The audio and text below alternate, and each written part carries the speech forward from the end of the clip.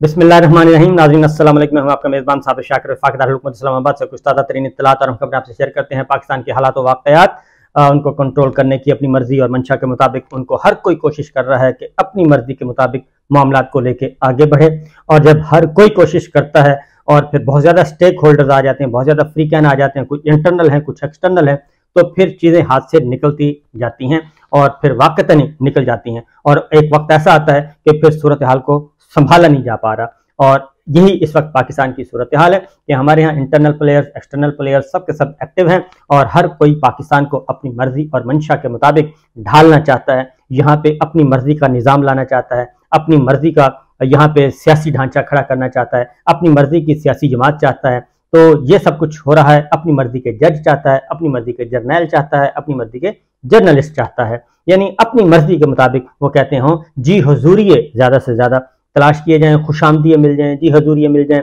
जो हर वक्त अपने अपने बॉस को सब अच्छा है कि रिपोर्ट दें और कोई ऐसी बात ना बताएं कि जिससे उनकी आंख और कान जो हैं वो खुल जाएं और उनको सही फैसला करने में मदद मिले। क्योंकि ऐसे खुशामदीए और ऐसे जी हजूरिये जो हैं वो होते हैं जो मेरिट पे तो उन्होंने आगे आना नहीं होता, और जब वो मेरिट पे आगे नहीं आते तो फिर इसी तरह के काम वो करते हैं। बहरहाल सूरत हाल इस वक्त ये खबरें ही खबरें हैं आज सारे दिन में, बहुत ज़्यादा खबरें। नंबर 1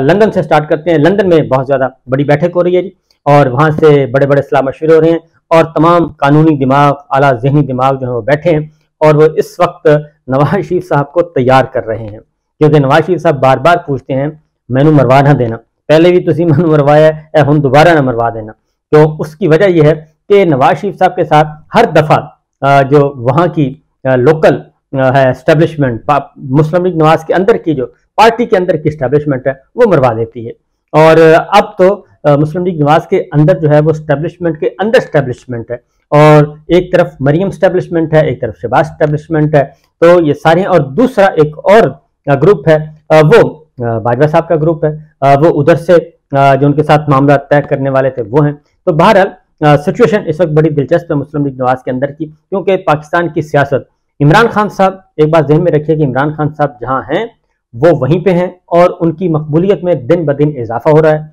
उनका वोट बैंक बढ़ रहा है। वो जेल में है और जेल में बैठ के कोई तकलीफ नहीं बता रहे, किसी किस्म की वो परेशानी नहीं बता रहे, कोई वो रिलीफ नहीं मांग रहे, वो कोई सहूलत नहीं मांग रहे, वो कोई रोना धोना नहीं कर रहे। बिल्कुल वो बताते हैं कि मैं किस हालत में रह रहा हूँ, ये बताते हैं, लेकिन अपने लिए कुछ मांग रहे हैं बिल्कुल नहीं मांग रहे। और वो अपने लिए सिर्फ 2 चीज़ें मांग रहे हैं, फ्री एंड फेयर इलेक्शन और फ्री एंड फेयर ट्रायल, इसके अलावा कुछ नहीं मांग रहे। तो इधर ये है, ये सर जोड़कर बैठे हैं और सर जोड़कर बैठने के बाद भी हिम्मत बढ़ाई जा रही है और हौसला दिया जा रहा है, सब कुछ किया जा रहा है। और मियाँ साहब पूछते हैं अभी फलानू भी चेक कर लिया और उधर का की बनया और फलांदा की बनया, वो भी कवर हो गए ने, वो भी कवर हो गए ने, तसली रखिए, एतमाद वाला काम है, मैंने मरवा ना देना, पहले भी मैं एयरपोर्ट तो वापस आ गया सी। तो इसलिए ये सारी की सारी बड़ी दिलचस्प है। अब शहबाज शरीफ साहब जो हैं वो मियाँ साहब से मजीद कुछ हिदायत लेके, नवाज शरीफ साहब से लेके वो रवाना हो रहे हैं वापस पाकिस्तान, और वहाँ पे जाएंगे और वहाँ पे जाके मजीद कुछ गारंटीज मांगेंगे और कुछ देखेंगे कि मामला किस तरफ जा रहे हैं, और जो लूप होल्स हैं उनको कवर करने की कोशिश की जाएगी। जो मियाँ साहब के जहन में शकूक व शुबहात हैं, जो वसवसे हैं, उनको दूर करने की कोशिश की जाएगी। शहबाज शरीफ साहब जाएंगे और मरीम साहबा आएंगी, और मरीम साहबा आ जाएंगी और मरीम साहबा आके यहाँ पे फिर मियाँ साहब से सलाह मशवरा करेंगी और उनके असल वो पार्टी होगी मरीम साहबा और नवाज शरीफ साहब। क्योंकि वो जब जो ग्रुप है शहबाज ग्रुप निकल जाएगा, ये सब इकट्ठे होंगे और उसमें प्लानिंग होगी। क्योंकि अब जो है अगली जो अगला मामला है वो सही सेट करना है। असल जो अभी तक जो दी गई है जी उनको ब्रीफिंग, उसमें ये तो बता दिया गया है कि आप वजीर आजम तो बन सकते हैं। अब मियाँ साहब को इस गारंटी पे ले जाया जा रहा है कि जी आपने वजीर आजम बनना है, और वजीर आजम बनने के रास्ते में कोई रुकावट नहीं है। अब भाई अभी तो फैसले होने हैं, अभी तो उनकी पटिशंस पेंडिंग पड़ी हैं, दरखास्तें अपीलें पेंडिंग पड़ी हैं, जिनको सजा हुई है, एब्सकॉन्डर हैं, मफरूर हैं, मतलूब हैं, सब कुछ हैं, और वो 50 रुपए का बाउंड है और प्लेटल्स गिरे थे, वो सारे का सारा उसको अनडू करना है। अनडू करके हाई कोर्ट्स में अपनी बर्रियत का पर्चा लेना है, बरियतनामा लेना है, और उसके बाद कहीं जाके ये मामला आगे बढ़ेंगे। तो मियां साहब जा रहे हैं प्राइम मिनिस्टर के तौर पे,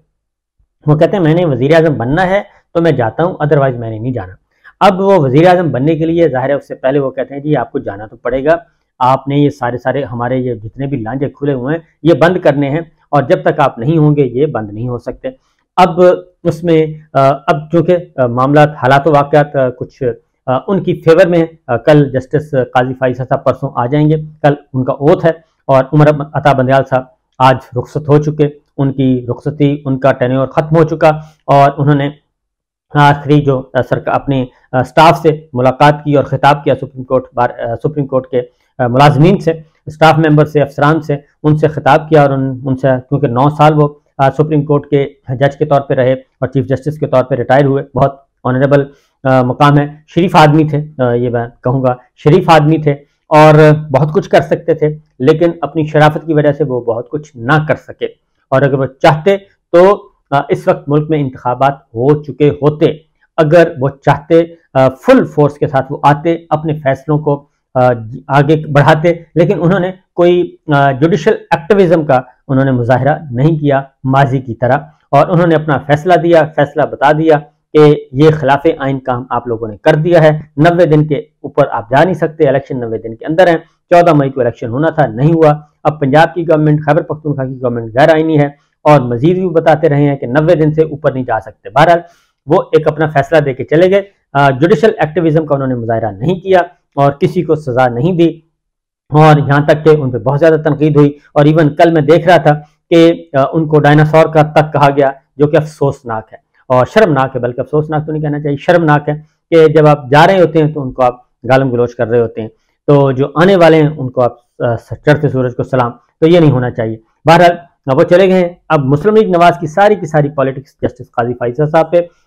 जुड़ी हुई है, और ये हम नहीं कहते, वो खुद कहते हैं, और उनके लाइक माइंडेड कहते हैं कि जनाब अब मज़ा आएगा। अब मज़ा कैसे आएगा ये तो आने वाले दिन पता चलेंगे, लेकिन खबरें ले लें आप।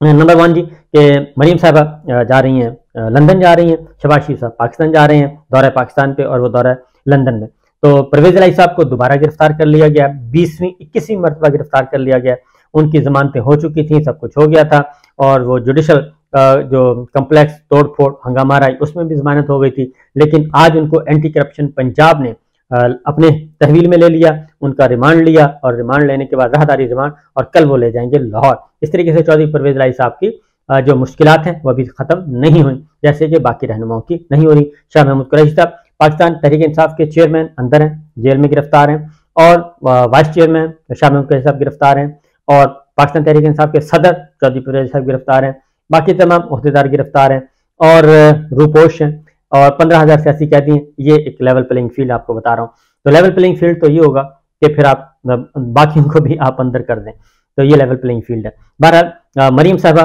की रवानगी, चौधरी परवेज़ साहब का मामला हो गया, और इस्लामाबाद हाई कोर्ट में जी साइफर केस में इमरान खान साहब की जमानत की दरखास्त फाइल कर दी गई है, और वो मंडे को उसकी हेयरिंग है, यानी कि कल उसकी हेयरिंग होगी मंडे के रोज, और चीफ जस्टिस आमिर फारूक साहब उसकी समाअत करेंगे। नंबर 1। नंबर 2 जी कुछ चीज़ें, एक और खबर चल रही है,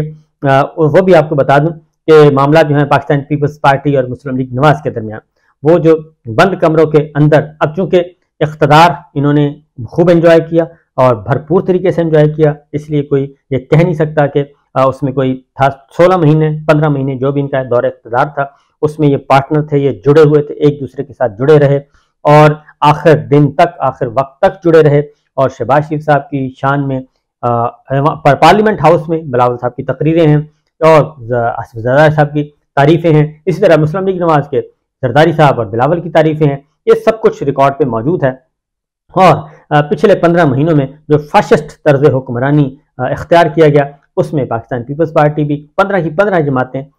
उसमें शामिल हैं। उसमें किसी एक जमात के किसी एक लीडर, किसी एक वजीर ने भी कभी भी इसकी मजम्मत नहीं की जो कुछ मुल्क में हो रहा था, और अभी भी जो कुछ हो रहा है इसकी भी कोई मजम्मत नहीं कर रहा। 15 की 15 जमातें जो हैं वो ऑन बोर्ड हैं अभी भी, और मिनिमम एजेंडा जो उनका वो तय है। और लेकिन जब चूंकि जाहिर है अब इलेक्शन पे जाना है, और इलेक्शन पे जाना है तो आगे फिर जाहिर है मामला मुस्लिम लीग नवाज के लिए चीज़ें चश्मे मा रोशन दिले मा शाद वाला हाल है और वो आहिस्ता आहिस्ता आगे बढ़ रहे हैं और अपने लिए हालात साजगार करते जा रहे हैं। और जबकि पाकिस्तान पीपल्स पार्टी है वो इस मामले में ज़रा उसके पीछे है, उसको सिंध में भी टाइट किया जा रहा है और उनकी जो निगरान हुकूमत है मुकम्मल तौर पे वज़ीर आला वो खुद ले आए जस्टिस बाकर साहब को, लेकिन नीचे जो काबीना तश्कील देनी थी उसमें उनकी पसंद के बरखिलाफ वज़रा आए, लिहाजा वहाँ पे जो है पाकिस्तान पीपल्स पार्टी को भी कंट्रोल किया जा रहा है। जबकि उसके बरक्स पंजाब में मुस्लिम लीग नवाज की एक्सटेंशन है और खैबर पख्तूनख्वा में मौलाना की एक्सटेंशन है और तीसरा मरकज़ में भी शहबाज शरीफ साहब की एक्सटेंशन है, उनकी काबीना में भी वही वजीर बैठे हैं। जब ये सब कुछ हो रहा है तो इसलिए अब level playing field Pakistan Peoples Party को याद आ रहा है और जब पहले सब कुछ हो रहा था तो ये चीज़ें उनको शायद पसंद नहीं थी। तो बहरहाल जी उमर अता बंदयाल साहब चीफ जस्टिस ऑफ पाकिस्तान आज अपने ओहदे से रिटायर हो गए और उन्होंने जाते हुए बताया कि अब मैं जो है मेरी हालत जो है वो डूबते सूरज की तरह है और सूरज डूब रहा है और एक सूरज तुलू हो रहा है। एक और भी मामला है इमरान खान साहब का, अब जस्टिस काजी फाइज ईसा साहब और इमरान खान साहब का आपस में होगा जी, मैच पड़ेगा बार बार और उसका पहला जो है वो आ चुकी है एप्लीकेशन जो कि 90 दिन के अंदर अंदर इंतखाबात करवाने की दरखास्त थी पाकिस्तान तहरीक इंसाफ इमरान खान की, उनको एतराज़ लगा के वापस कर दिया था रजिस्ट्रार ऑफिस ने। तो उन एतराज़ात के खिलाफ अपील फाइल की है और वो अपील भी चीफ जस्टिस काजी फाइज ईसा साहब मंडे को उनके सामने ये एप्लीकेशन भी जाएगी और इसको किस तरीके से डील किया जाता है, कैसे किया जाता है, ये पता चलेगा जनाब मंडे के रोज। और मंडे को यानी कि कल से एक नया दौर शुरू होने लगा है और अब वो जो एक मुस्लिम लीग नवाज का, पीडीएम का, पीपल्स पार्टी का, 15 जमातों का जो एक एतराज था जी, वो सारे का सारा खत्म होने जा रहा है कि बंदयाल हुकूमत थी, बंदयाल और फिर न्याजी अदालत, फलाना अदालत, जो भी गालम गलोच था, अब कम अज कम ऑनरेबल जजेस जो हैं चीफ जस्टिस ऑफ पाकिस्तान काजी फाइज साहब उनके लाइक माइंडेड हैं, उनके पसंद के मुताबिक आ चुके हैं, इन्हीं का इंतजार किया जा रहा था। तो अब जुडिशरी को देखते हैं कि किस तरीके से जुडिशरी जो है वो एक्ट करती है। जस्टिस काजी फाइज साहब का इम्तहान स्टार्ट और इमरान खान साहब की दरखास्तें भी उन्हीं के पास जाएंगी और उनके खिलाफ रेफरेंस और ये सारा का सारा एक बैकग्राउंड है इमरान खान साहब का और काजी फाइज साहब का और उनकी हुकूमत का। तो जो आया था उनके खिलाफ जी रेफरेंस फाइल हुआ था, ये सारी चीज़ें हैं। तो बहरहाल